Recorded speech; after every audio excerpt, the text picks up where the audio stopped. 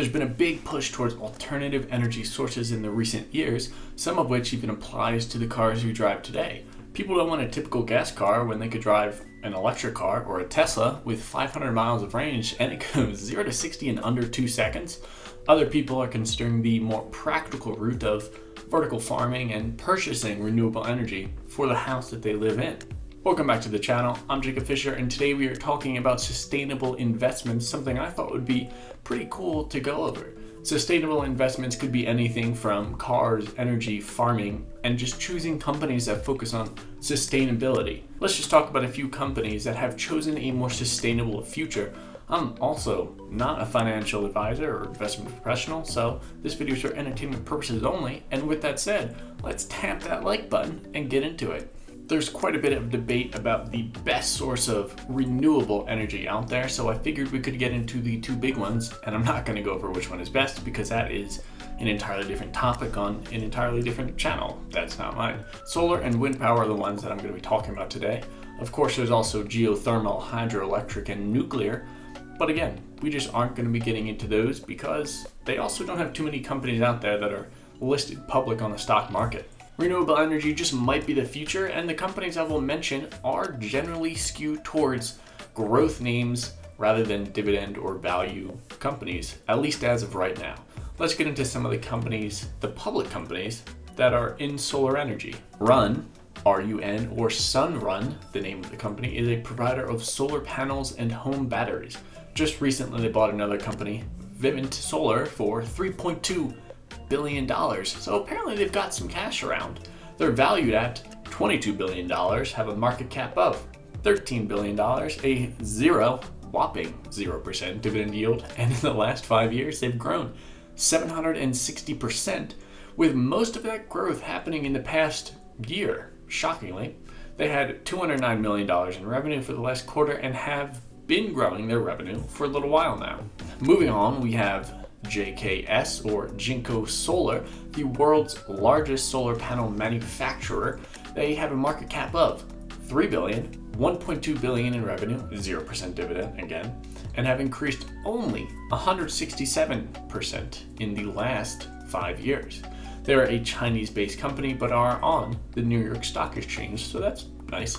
With recent policy development and a shift towards people finding ways to use renewable energy, I'm looking to add more of these companies to my portfolio rather than Exxon or Chevron, because I think personally these companies have a better motive out there than just the oil and gas industry that has been around for years.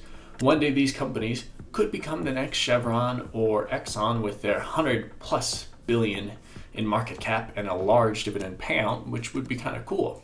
Let's just move into wind power, but just briefly, because there's not actually many public companies out there solely dedicated to wind energy.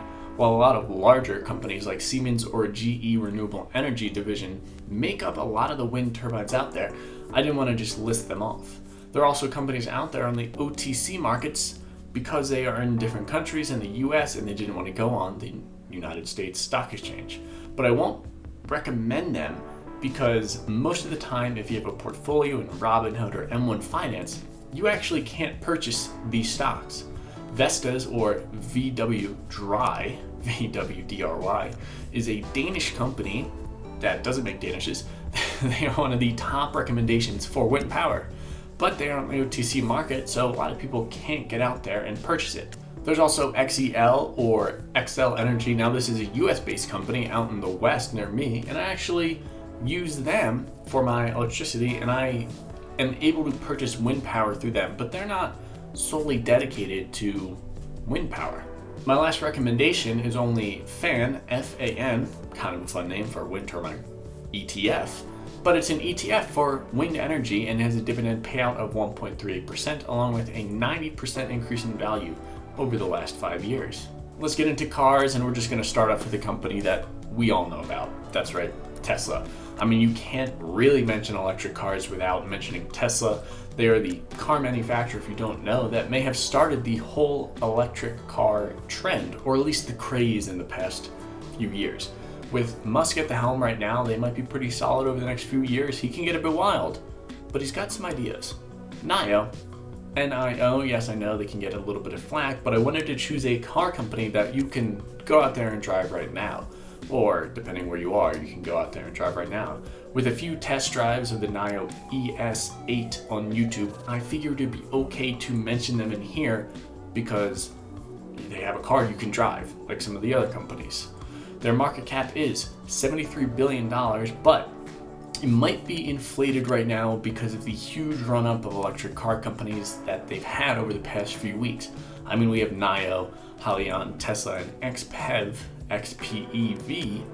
all just rising in price on the stock market due to no news. Lastly, we have F. That's right, Ford with their electric car. I just wanted to mention a company coming out with an electric car that I thought was pretty cool, and that's their Mustang Mach-E.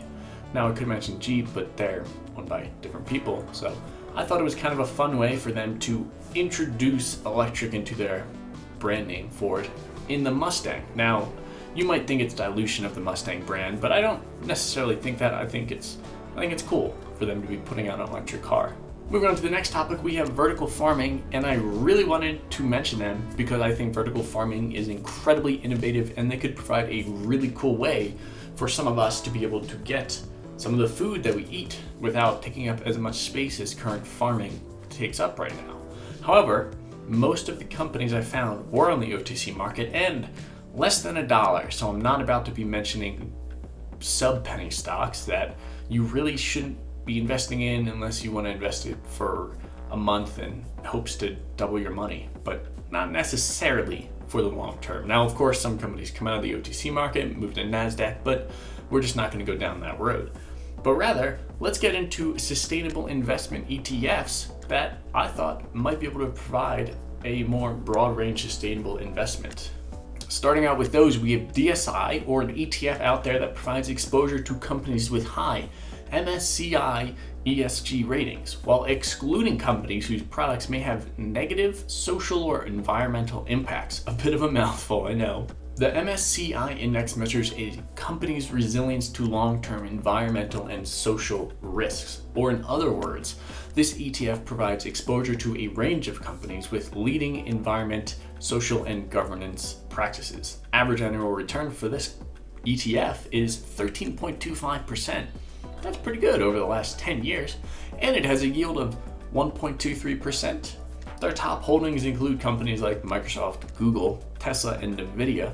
While maybe not that small cap you were thinking of, they do have 400 companies in their ETF, so there are some small caps out there. One more, we have GRID, G-R-I-D, which exposes you to the performance of the grid and electric energy infrastructure sector, which sounds so complicated, sort of, relating to smart grid solutions, but they hold more growth stocks trying to power the world, I guess. They have a dividend yield of 0.69%, nice, and have increased 126% in the last 5 years. With sustainable investments, you also have companies like Apple removing the charging blocks from their phones in hopes to reduce the plastic waste from them and powering their facilities by only using renewable energy.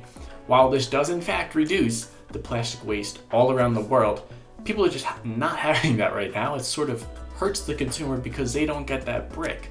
But I personally don't mind too much because I charge my phone using an outlet in the wall that has a USB adapter on it, so I don't really need that block because that outlet has it. Now, I did have to buy the outlet thing, but it was like $5 off of Amazon, so I'm not too upset with it, and I think them actually removing that piece of equipment does in fact really reduce some of the waste that you can find from different technology products, along with their entire Apple campus being renewable energy powered is just kind of an innovative way for them to reduce their environmental impact while still serving the consumer. That's one direction that companies can go, while on the other hand, you have Tesla, who just focused on producing an electric car, and sometimes you can even power that electric car by using entirely renewable energy. Let's say if you had the Tesla solar roof, you could just divert that energy into your car and you're kind of running on the sun, which is really cool. You're also not contributing to the emissions that gas cars put out because you are in an electric car. I've added a few of these to my portfolio and they haven't really produced the results I was kind of looking for, but they have increased in value a little bit. I'm hoping they turn more into companies like Exxon and Chevron that are just here to stay and provide some really nice dividends, but then I won't need to be involved in the oil and gas sector. But first, of course, they have to establish themselves, and we all need to establish ourselves with using more renewable energy than just the typical energy we use. Hopefully in the future that happens, but I am definitely keeping a close eye on them for now because you just have no idea where they're going to go, at least for a little bit. And hopefully they don't go bankrupt or lose their CEO like some of those electric car companies. Now let me know your thoughts on sustainable investing in the comments below, and if you would invest in any of the companies I mentioned. I upload videos on Monday, Wednesday, and Friday on travel and finance, so if that's something interesting to you, make sure you hit that little subscribe button down there. Thank you so much for watching, and until next time.